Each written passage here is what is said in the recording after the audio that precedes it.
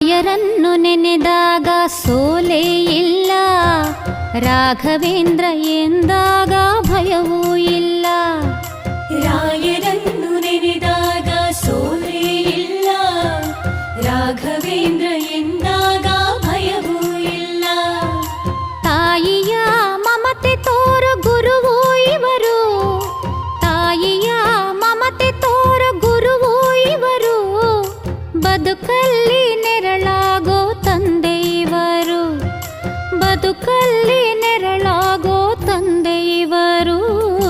ರಾಯರನ್ನು ನೆನೆದಾಗ ಸೋಲೇ ಇಲ್ಲ,